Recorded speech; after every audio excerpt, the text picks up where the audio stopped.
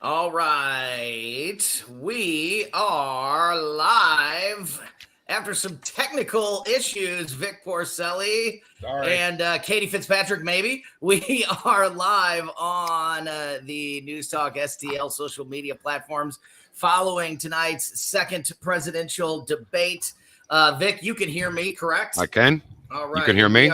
yeah, I can hear you loud and clear. We are having some problems connecting with Katie, so or whatever, getting her audio to go through. So we will try to get that resolved. But we wanted to get on here because it's been a few minutes now since the debate has ended, and I'll tell you what, I don't know if it was I don't know if it was a good night for democracy or, or, or the decorum of the office of the president of the United States, but it was certainly entertaining at points. Ken, Tony, I called you Ken because I work with Ken all the time. I have 4 pages of notes on here, 4 pages. On at least 3 pages, I said, everyone is talking at once. There's no control. So I blame the moderators for not being able to take control. Cut off their mics when they're done talking, and then they can't argue all the time because that's all there was arguing 3, 4 people at a time. I didn't hear anybody. Yeah, no, I totally agree. At one point of the, I took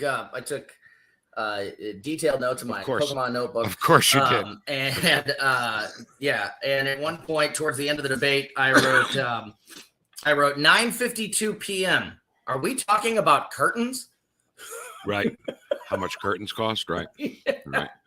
And we were arguing about it. It was like a moment of the debate. It was like a real moment. We were talking about curtains in Nikki Haley's office. All night was plagued with people talking over each other and, screaming in the background. And as you said, lack of control from the moderators. So I'm sure we'll touch on that issue while we have this conversation here tonight. But fighting through all of that, Vic. Yes, sir. Was there a standout for you? And was there any big difference between this debate and last debate as far as like who you think won, who you think performed better, and all of that stuff? We didn't have the ding meter unless you were doing it yourself. No, I wasn't dinging. No dinging. But I was actually watching a couple. I was bouncing around to some various live streams and feeds of the debate to see kind of how it was being reacted to the reaction that was happening from several different locations. And I saw a couple of flash polls that had like thousands of votes in them. So not, some channel that had, 10 people vote in a poll, like a good legitimate response to these polls that I saw. So, and they were all very consistent, and we can talk about that in a second. But what were your thoughts as far as like performance? Who was good, who was bad, and was there a winner? I think Tim Scott was very good. It was good to actually see him on the debate stage. Of course, he wasn't there on the first go round. If I could start on the loser end, can I start on the loser end and then move up to the winner end? I think the two big losers. The biggest loser was Chris Christie, who couldn't say anything without dumping on Trump. Yeah, that was definitely his approach. Oh my God. And read the room. I mean, there were some Trump supporters in that room. There were some DeSantis supporters in that room. But every time he said something, he either got booed or no response. So I think Christie was the big loser. And next, I think, was Mike Pence, who thought he was a Shecky Green comedian. He would like say something. He thought he was going to get like a laugh line or an applause. Never got him. And the only thing Pence said that made any sense to me were Trump policies. So I'll just vote for Trump, I mean, why would I bother? As far as the winners goes, I like Tim Scott. I got to tell you, who I thought was good? North Carolina Governor Burgum. Yeah. Because he talked about he had good reaction in that first debate too, except, just nobody takes him seriously because I don't think anybody can envision him winning. But that was something that came out of the first debate as well. There were people saying that they liked what he had to say. And he talked about himself being a businessman, you know, and I always said about Trump, first of all, before Trump ever even thought about running for office, I've always said, why don't we get a CEO of a big company to run the country, because they know about balance sheets and know how to make money. Clearly, Trump knew how to make money, you know, especially with gas and oil and energy independence and all of that. And Bergen was saying those things. So I thought he wasn't bad. I thought DeSantis wasn't bad. I thought DeSantis got an awful lot of questions. You know, first of all, right off the bat, didn't they put them up on the stage depending upon how much poll numbers they had? That's why DeSantis was right in the middle. Yes, But yet that determines the configuration of the stage. But yet Tim Scott got the first question. Oh, I hear Katie. Katie's in. Hold on. There she is. You have a little bit of an echo, Katie, but I can hear you. We can hear you. So while the echo's on, say Derek Jeter, number 2. Number 2. Tim Scott got the first question. I thought for sure first question would have went to DeSantis. I'm not sure about the format. I'm not sure about any of the logistics of this debate. They couldn't keep control. You know, they scattered around on who they were going to answer to. Some people clearly got to talk more than other people, and I guess the people who had a higher poll numbers were those people. But the how many times, Tony and Katie, that I wrote no control? There's no control. Yeah. Everybody was talking at the same time, and I don't hear anybody. And Stuart Viney's like, well, then we can't get to too many questions. Then shut them up. I actually have a differing opinion than both of you. All right, on let's hear it. moderators. So I was obviously listening as I was trying to get my setup going. Digital director here can't set up my StreamYard. Fine.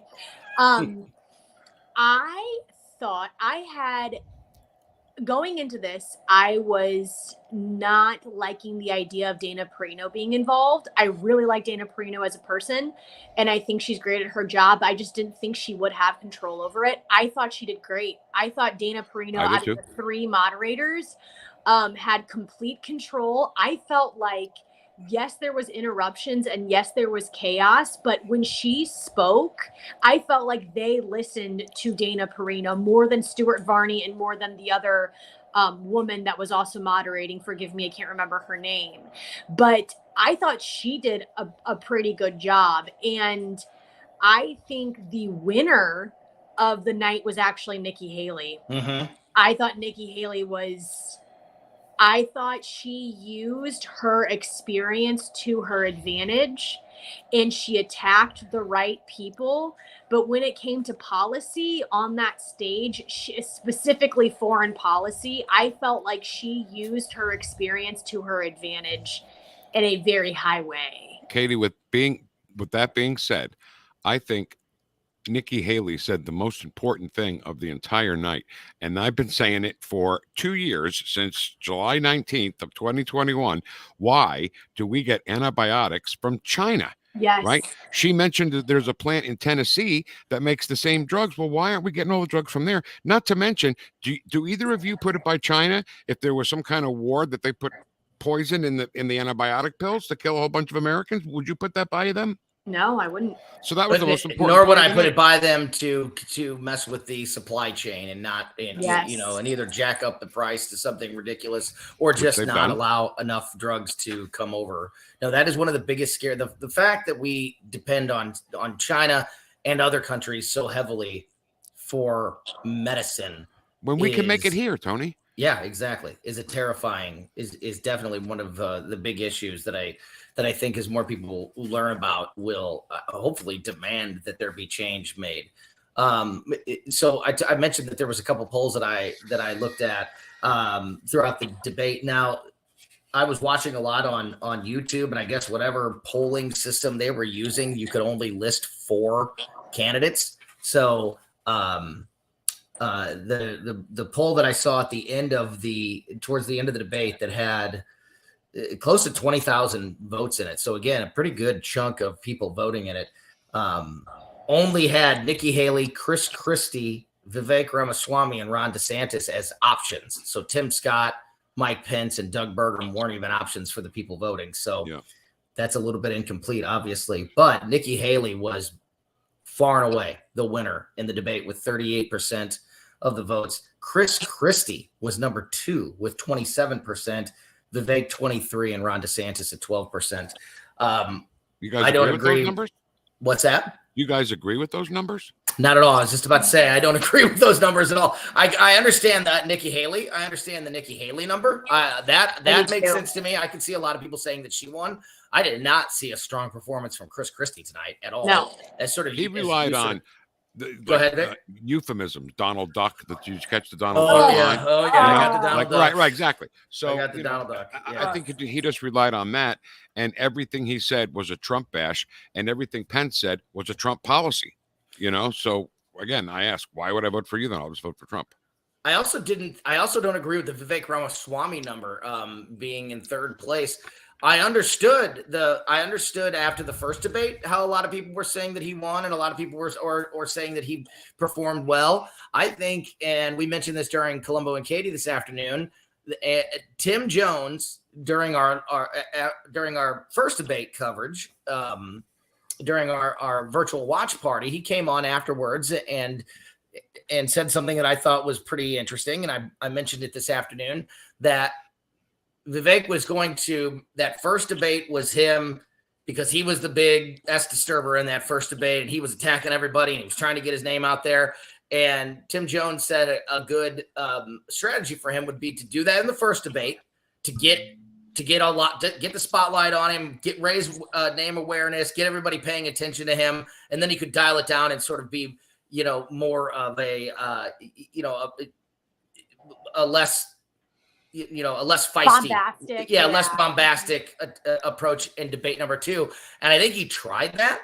I do think he tried that, but I thought, and I liked this actually, that the other candidates didn't let him off the hook. They didn't let him get away with it. They held him responsible for the things that he said in the last debate and the things that he said throughout. I thought that I did not think Vivek Ramaswamy did a good job today. I think that he looked very hypocritical. He would say, he would seemingly flip-flop on what sometimes he wanted to attack and call names and call people out, and then one breath later would say, hey, look, nobody wants to see us fight on this stage, and we need to be more, we need to, dial down the insults, which when that moment during the debate, I'm looking for the part of my notes where that was, where he all in one breath said, he just after being in a name calling sort of exchange with somebody, and then said the voters are done with wanting to hear this. Us attack each other, and we need to. That's the worst thing that happens in these debates. And every person on the stage, you could all groaned at once and said, "You got to be kidding me!" The guy who said that every one of us is bought and paid for as an opening salvo in the last debate is going to come up here and say the voters don't want to have anything to do with name calling. Right. I thought Vivek looked bad. I thought.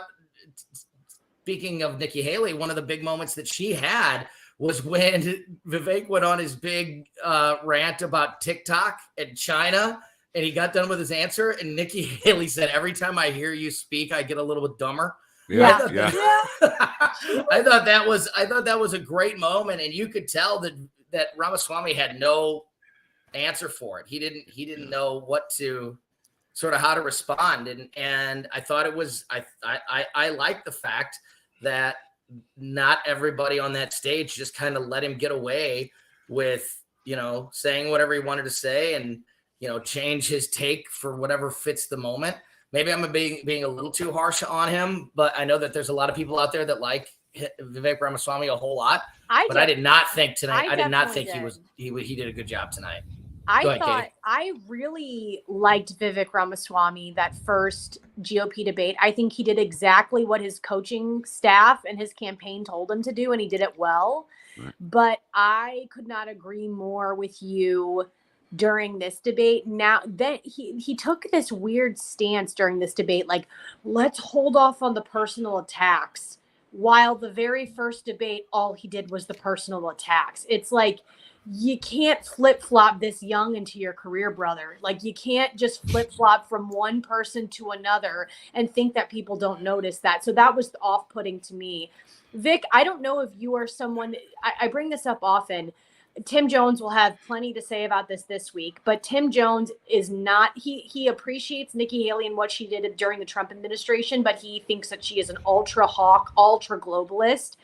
I was wanting to see, I know that none of those people are Trump and none of those people probably impressed you, but if it was just them in that lineup and take Trump aside, which I have a funny thing to say about that after I get this answer from you, Vic. Were you impressed by any of Trump's former cabinet members?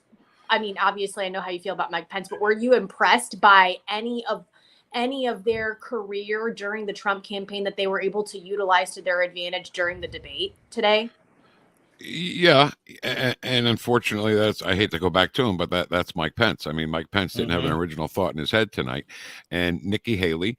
If you're going to talk about foreign policy, she's really the only one with that kind of experience besides Pence on the stage, right? Am I missing somebody? And No. right? No, you're not missing anyone. And she understands the Ukrainian war, and money that's being spent there. Did you see the story that came out this week that we're also paying for like salaries of like first responders and stuff in Ukraine with that money? Wow. So I don't want to get off on the Ukraine war thing, but I think that, and I'm not a Doug Burgum fan here. If I remember correctly, last debate I asked you guys, is he the current governor of the North Carolina? So, but he was the first one to say when they were talking about the UAW strike that the reason is electric vehicles. He was the first person to say that. Why was he the first person to say it's the electric vehicles, it's the subsidies for electric vehicles that are causing this strike? Because there's less parts that are needed, there are less people that are needed to make these cars, and that's why they don't want to pay him, and they'll be laying people off. He did not get a fair shake. He did not. Dana Perino. But does he deserve one? When you're know. the lowest poll number up there, I get it. I get that he says some good things. I want to hear what Ron DeSantis and Tim Scott and Nikki Haley have to say. I agree, Tony. But the problem I just don't care about Doug Burgum.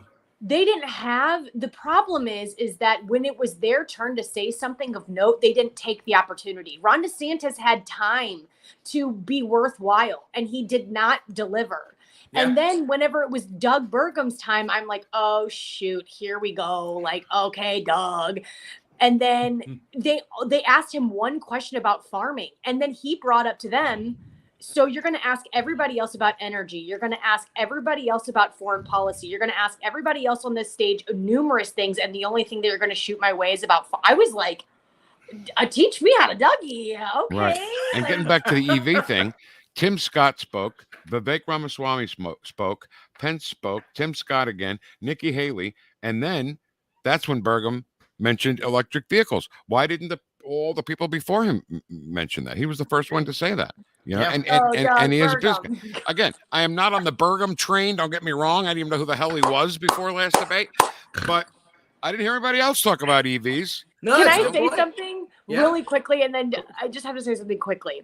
This is just going to be so funny. So before the debate started, whatever, David and I are here cooking dinner and hanging out.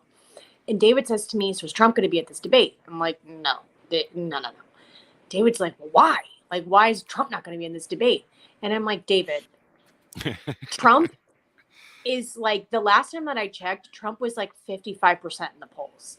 I'm like, do you know what Ron DeSantis is number 2? And he's like, no, like what? Like, what is he? I'm like, 12, 11. Like 12. And Tony did not, I saw your tweet promoting that we were doing this, and it had to do with the interrupting and everything. Didn't this just prove to everybody in America that Trump didn't need to be there tonight? Let's talk about that. What do both of you guys think about the strategy of Trump not to appear at these debates? Tony, you go first. I think it is the correct political strategy, but I would rather, I wish that he was at the debates. If I was consulting him, I would tell him, don't do it. There's nothing, you can't win anything. But I've said this throughout this whole process. and I've always thought this, I think that debates are, especially in today's world where we have such a short attention span and people don't watch the news, they don't read about the issues.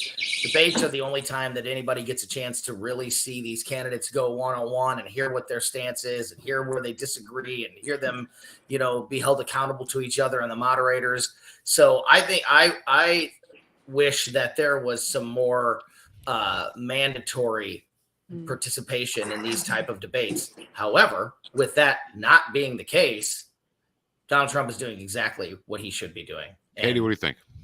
And not being there.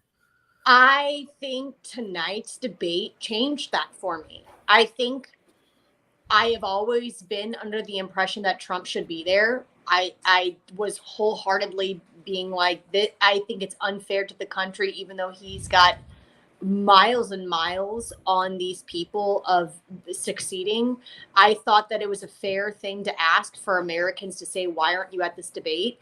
And then I watched tonight and I saw the clawing and the clamoring to try to get their way to the top of the ladder. Yep. And I know, and I completely understand and I completely agree with Trump not being there, because why does he need to be? Not as a strategy thing, but just as somebody who takes it in, right? Anybody who was watching this debate, can you two imagine the chaos that would have ensued on that stage if Trump was there? You think that these people didn't listen to instruction and talked over each other? Donald Trump, I mean, that was the one thing that drove me crazy about Trump and Biden in the first round of debates is Trump had Biden on the ropes so many different times, but then would cut him off before he could even give a bad answer. And I was like, let Biden finish this thought because it's so ridiculous and so bad. Let him finish. Stop cutting him off. It would have been, if Trump would have been there screaming on top of everybody else, it would have been pure chaos. It'd have been entertaining, though. I think that, but it would have been entertaining, but I think that even then I would have been looking at Trump and being like, you don't need to be here. Trump would have been looking at all of these people. I think he would have been part of it. Don't get me wrong. But all of these people are trying to reach where Trump is at the polls. Yeah. And they're not even coming close. Yeah. And that's the reason why they were all ignoring the moderators and screaming over the top of each other. Trump would have just sat there been like, dude, you don't even freaking touch me. You don't even freaking touch me. It just proved to me that him not being there was the better decision. Yeah, no, it was definitely the right thing to do, and I don't know that anything. Vic, does anything change in any of the polls after tonight's debate? Yeah, I think Trump gets even higher in the polls. Is that even possible? Well, I mean, did anybody do anything tonight that deserves to not anything enough to change the debate? I mean, I really think that Vivek, I think that maybe the honeymoon period for Vivek Ramaswamy may be coming to an end. I agree. I could see maybe his star starting to dwindle. I actually thought, and it sounds like you two don't agree with this, I actually thought that Ron DeSantis did a lot better in this debate than he did in the first debate. He still didn't do enough. Right. He still didn't do good enough. And he certainly didn't do anything to close the gap, in my opinion, between him and Donald Trump. But he answered a lot of questions a lot better and with a lot more oomph and passion in his voice than he did the first time around. I thought Tim Scott did a pretty good job. I think that somebody told Tim Scott that he needed to get in there and start mixing things up, because he was a couple times I thought he was trying a little too hard, like with the curtains thing. I thought that was a little bit much out of him, but I would rather see that Tim Scott than the Tim Scott that just lays back and doesn't stick up for the points he's trying to make.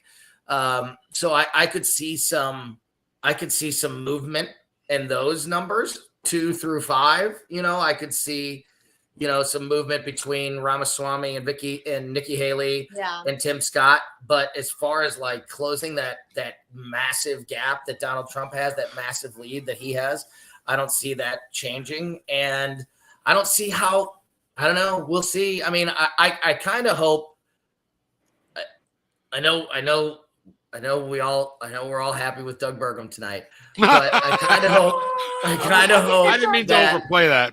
I'm I getting kind of hope that tonight. I hope that if there's one thing that tonight really proves is that it needs to be like 4 people at max. I was Like, going to say that. It Way like too many it, people. and you know what? And I think that also kind of even though the moderators, I go back and forth with the moderators because like you know it's their job to keep it under control. That's their job. Now, is it an impossible job when you have 7 people that are very powerful, high-ranking people that are running for the highest office in the land, and so they've got a lot. It's hard to keep them under control. So it's kind of I go back. Is and it though, forth on Tony? how much- Can you just turn off their mics? Yeah, that's true. Yeah, I think they did do that. we tried that last time. What did you think when they were turning off Trump's mic last time in the last debates? I mean, people didn't like that. People did not like when moderators were turning mics off last time. Why was there? We were silencing, moderators? Democracy. That Exactly. is what Katie just brought up a good point. Why do we need 3 moderators? Why do we have 3 equality, moderators? for diversity? Yeah, I think so. Mainly because you're always trying to like check as many boxes as you can. Unfortunately, I think that's exactly what it is. All right. So listen, there was something that was said tonight that, pardon my ignorance on this, but Nikki Haley said that a majority of the fentanyl that comes into this country is brought in by American citizens. Did you guys know that? Oh, I did not know that. Brought in by American citizens through the border. Americans are going to the border. Ports of entry, she said. She said specifically, more fentanyl comes in with American citizens through ports of entry. And I that may be right, that may be wrong. If it's right, I pardon my ignorance. If it's wrong, then wow, I can't. I had no idea. Yeah, I'll have to go back and check on that. I don't remember that exact exchange and exactly where that information would have came from because. Right, Tony. I mean, I could see it being maybe like American citizens that are taking advantage of the situation at the border and sneaking it across or something like that. You think it's odd though that Americans are going across the border south and coming back across with fentanyl? I mean, that doesn't even make sense. Well, you know what though? Yeah, unless we're talking about cartel leaders that happen to also be American citizens. I mean, I need some more information there. It's profitable. You know what I mean? It's a profitable market. I mean, that's a very expensive, profitable. And if you're someone that's an American, understanding the easy access from going through those ports of entries and not having your stuff checked, I mean, that makes sense. But my God, what a sad reality that could be if that's possible. Here's one more point I wanted to make about the moderators, and it also ties Doug Burgum into the whole thing and what you guys were talking about earlier when he didn't get a chance to answer about. There was a moment in the debate, and I don't know if you caught it because it was off mic. You had to be listening to what was going on in the background. When they were asking those energy questions, Doug Burgum is screaming in the background. I wrote it down.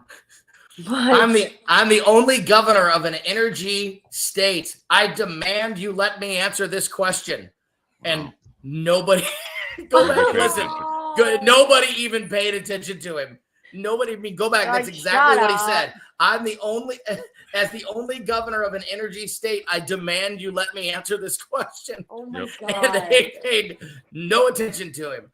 And as you said earlier, then when they asked the farming question to Doug Burgum, which makes sense because he's from a state, that has a large farm industry.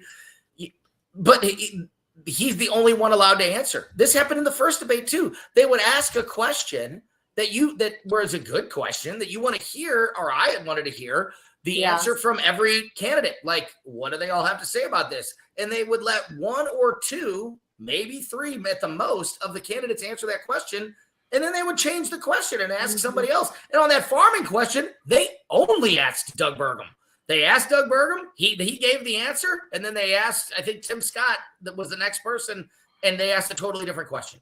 Like, don't we want to hear the answer from all of those important questions, which also, kind of going around in circles now because that also has to do with the fact that there's so many people on the stage that I guess they feel like they don't have time to get that they wouldn't get to any questions if they gave an answer, if they had to let everybody answer every single question. So I think with that, I like that strategy. They would just have to really condense down the topics And because I feel like the topics too, last debate, we all three of us commented on the last debate, then starting off with Richmond, what is it? Yeah. Northman, Rich of Northman. I don't Richmond, north of Richmond. Yes. Richmond, Foreman. So close. The Richmond north of the Richmond north of South Bend. Where are we at? What's going on? And it's so late, y'all. It's so late. I'm like, anyway, so they started off with that question the last time, and all of us criticized that heavily. I feel like there were other questions here that I'm like, what response were you trying to get? And I hate to say it, but it was even about the strikes happening. They opened up the show with the strikes because that's top of mind and I guess the newest news. But what was going to differentiate the candidates about what they felt about unions, what they felt about the strikes, what they felt about fair wages? It just seemed like, what was that a topic that people really wanted to hear about the next president of the United States about? Maybe I'm wrong on that. Tony? Go ahead, Vic. Did you have a point, Vic? I thought you said. I thought nope, you were. I said. Oh, Tony? gotcha. So last question for everybody. Speaking of debates, obviously we'll have another presidential debate in November, and we'll see. It most likely will have less people on the stage just because it's the requirements for entry will be going up. We also will have this wild card weird debate between Ron DeSantis and Gavin Newsom. Do either of you think that is not an unfair advantage, but like maybe an opportunity for Ron DeSantis to maybe actually establish himself outside of these other candidates? And do you think that sort of this, very unique, unsanctioned debate between two governors that are both right now still positioned as the future of their prospective countries, whether that future starts in 2024 or 2028. I think a lot of people look at Ron DeSantis as the next person in line after Donald Trump, and a lot of people look at Gavin Newsom as the next person in line after Joe Biden. So, Vic, you go first. What do you think, if any, impacted that debate between DeSantis and Newsom could have? Well, my first thought was, and then I corrected myself in my own head, that it would be a worthless debate. But I think it gives DeSantis and the Republicans an advantage if he makes some good points and how hard is it to make Gavin Newsom look stupid, right? Yeah. But I think a lot of it depends upon who is going to moderate that. If it's going to be NBC people. No, it's Sean Hannity. Oh, is it Sean Hannity? Sean Hannity. Who's had Gavin Newsom on the show, on his show, Yes. So one more thing about Trump. These two debates were both Fox News debates, right? Mrs. Porcelli's turning the lights off. She's like, it is time to go. She's turning the lights off and saying goodnight. She's taking care of the fish. Leave her alone. No, I'm saying she knows it's time to shut it down. Just like, let's go. Bedtime. I'm sorry, Vic, go ahead. No, it's okay. Trump, though. So these two debates. Wow, I want everybody to know I had a thought, lost it, and regained it that quickly. Nice. That doesn't happen very often. That never happens. Those two debates were Fox-related debates, right? The first one was on Fox News. This was on Fox Business. Now, the third debate will be Salem Media, right? Which will be different moderators, and it may be a completely different ballgame. Now, Trump didn't want to do debates that were Fox sponsored because he and Fox don't get along anymore, right? He and Salem may get along great. Who knows? I'm not sure where Salem stands sometimes. And maybe he'll get involved if there's less people. Maybe Trump will look at it as a chance if he gets a chance to go more one-on-one with Ron DeSantis and Nikki Haley and some of them, and looks at it maybe from his perspective as a chance to really bury them or, put this, like close this thing out. Maybe he does. Maybe that is a different perspective. But as long as we talked about it earlier, it's not only was this the right thing for Trump to do to sit this out tonight, as long as it's a crowded stage like that, it certainly is the right thing to do. I don't could think see so, him no. maybe deciding to get involved if it's smaller, just because it might be a chance to maybe dunk on somebody. But No matter what the situation is in the country, too many people up there for a debate. I agree. Yeah. Katie, let's hear Yeah. from you. We haven't heard from you on this. Oh, I think that the DeSantis versus Newsom debate will not help him in his polls necessarily, It because will help the party. help the GOP. Yep. That I don't know. I think that's a really good question. I don't know if it's going to move the needle. I think right now it's not as important because it might be more of a preview of 2028. But like having that debate right now doesn't seem as critical or as important as the other debates happening like within the party. Yeah. So I don't know. I think that it's going to make great television. I am excited to hear what Ron DeSantis has to say, because I do think that he has some great points, and I think he is different when he's not fighting against six other people. But is it going to move the needle for people to want to vote for DeSantis? I don't know. And I don't think it's the right time right now either. yeah. Phantom All right. Menace, sorry. I think that's about all we can do for tonight. Of course, Vic will be back with you at 9 a.m. tomorrow morning. Oh yeah, Vic, go ahead. Just one more quick thing. Please. One more thing. I love Trump. One more. Please. Hey, you want to go over there in Let's the do it. top left thing? So at one point, Nikki Haley In said the top left thing. Nikki Haley said that Ron DeSantis banned fracking in Florida. Ron DeSantis said, "No, I didn't." Yeah, Well, there was a lot of that. There was a wait a lot minute. of that. The Tim Scott, Nikki Haley thing, where Right, Tim right, Scott right. said Nikki Haley said this, and she said, "No, I didn't." Like, So the Scott and Haley and DeSantis, somebody's lying. right? That's the point, right Or there. they're both twisting it like, well, I Yeah. mean, like what I said was this, and I clearly meant that, but you are twisting it to say Yeah, there's a lot of political Twisting. speak, a lot So I of had politics there. 4 pages worth of notes that we didn't talk about half the stuff. That's okay.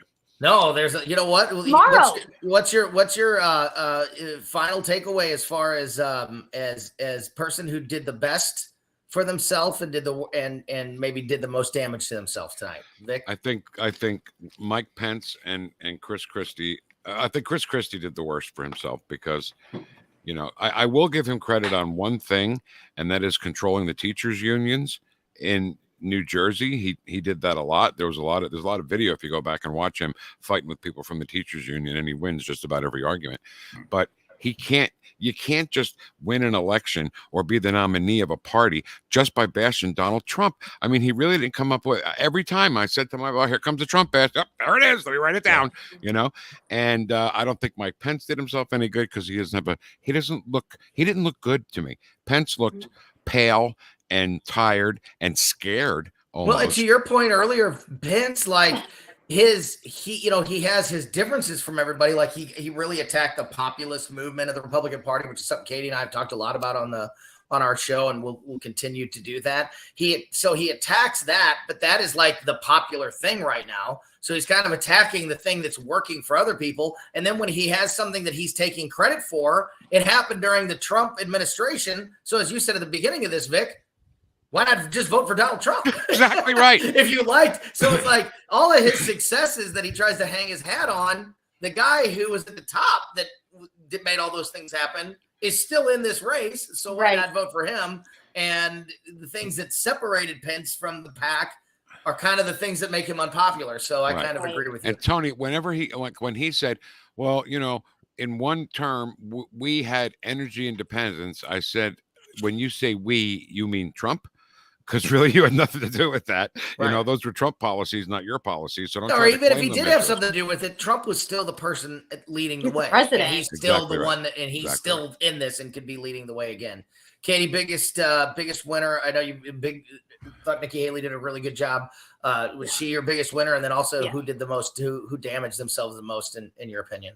Biggest winner, I think, is Nikki Haley. I think still the biggest loser is Ron DeSantis. I don't think he showed up. I don't think he did anything sparkling. I don't think he did anything spectacular, which is disappointing because I've seen him in interviews and he's been really, really great in some of these interviews. But he tried to do a method of telling a lot of stories that he and his wife have, experienced, which is fine. But he got lost in that storytelling, and then I don't think his policy cut through. And he's got really great policies. He just didn't cut through tonight, and I'm like, you needed something to sparkle, and you didn't. Did you notice everybody has talked to a couple people, voters? I talked to a woman in North Carolina. I talked to a guy in Maine the other day. They all talked to people. Yeah. Like, oh my all you got to do is find one person that agrees with you on a particular issue to have that story, by the way. Hey, last thing, and then I'll shut my mouth. I promise. You're good. Now, you're good. I know the room is not all the voters, but that room was, I think, pro-Trump, right? And I think that room was maybe a little pro-DeSantis, and I think the room was not for Pence and not for Christie. And I think that's a good way to sum up the party. I think that there's a lot of people. I think the party is very pro-Trump, and secondarily are kind of for Ron DeSantis and are not for candidates like Chris Christie and Mike Pence. So I think that is a good microcosm of the party in general. For what it's worth, my favorite candidate remains to be Tim Scott, but I think that the person who scored the most points and raised their stock the most tonight was Nikki Haley. I agree with Katie on that point. And I agree with everything you said about Mike Pence and Chris Christie about not doing well and not being appealing to the voters. But I don't think that they had anything going for them going into the debate. No. So I don't think that they wrecked themselves anymore. I mean, they were already they didn't lose anything. Yeah, they were already wrecked. So I don't think they wrecked themselves anymore. I think the biggest loser was Vivek Ramaswamy, in my opinion, because I think that he did have momentum and was building something after that first debate. And I think he lost a lot of that momentum tonight. And I could be proven wrong, but that's how I felt. So not that Pence and Christie did better than Vivek Ramaswamy. He just had more to lose, and he did, in my opinion, lose a lot of that momentum tonight. So we'll. How do you buy Percocet on Snapchat, by the way? I'll show you after we get off the air. Oh, okay. But who buys Percocet on Snapchat? Don't you go to your doctor and go to the pharmacy? What the hell? There's a lot of, hey, listen, Vic, the kids these days, they do a lot of bad, weird things. That would freak me out. That you're going to go to Snapchat and buy some Percocet. There's a whole dark web thing there too that, that bad things happen on. So all right, I'm done. I'm sorry. I'm done. It's a crazy, scary world out there, Vic. All right. Thank you for joining us. Yeah. Thank you for joining us here on the News Talk STL social media platforms. Again, Mike Ferguson will pick up this conversation in just a few hours at 5:30, as he does every weekday morning on News Talk STL. Vic will be there with Ken, of course, at 9 a.m. Katie and I will be there at 2, and Tim Jones and Chris Arbs from 4 to 6. And Larry Connors at 6 o'clock. We will all have more reaction and analysis of tonight's debate, and we will see you then. Thank you so much for watching tonight and joining us here at 101.9 and 94.1 News Talk STL. Thank you, everyone. Good night. See ya. Thank Bye. you. Thanks. Bye.